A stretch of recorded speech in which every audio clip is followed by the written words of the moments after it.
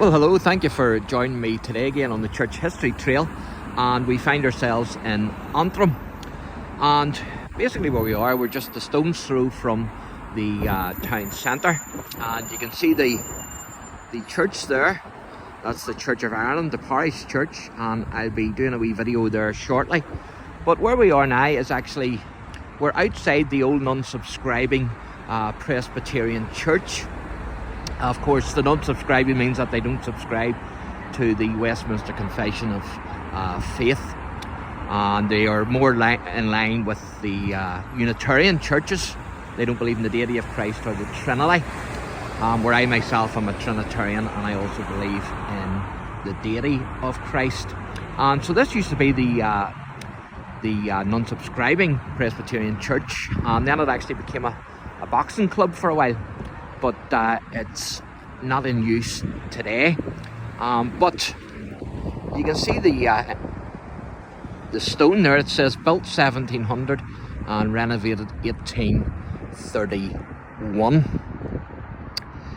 And why we're here is actually, we're here to look at this wee grave.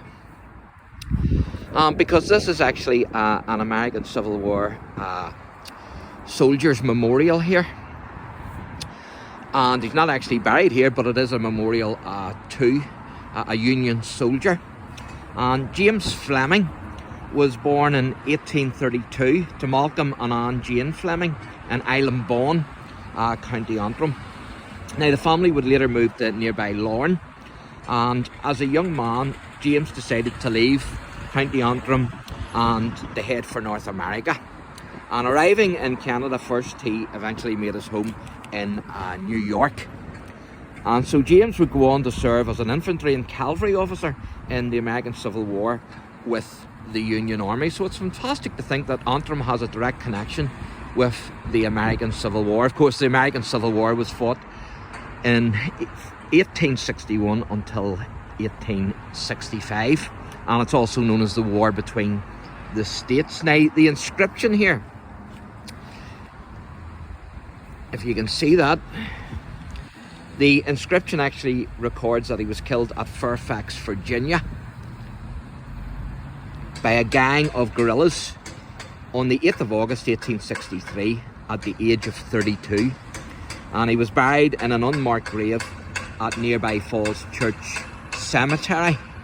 And so he died serving with the 16th New York Volunteer Cavalry, as you can see there from the inscription.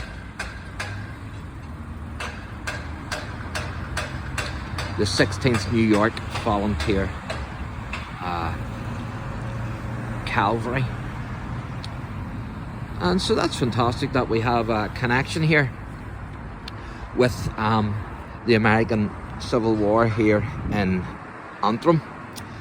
And we're going to head down to the church, because there's actually a memorial there to a Confederate spy, and he was sent over by the Confederate States to dissuade Irishmen when migrating to the New World, to dissuade them from joining the Union Army.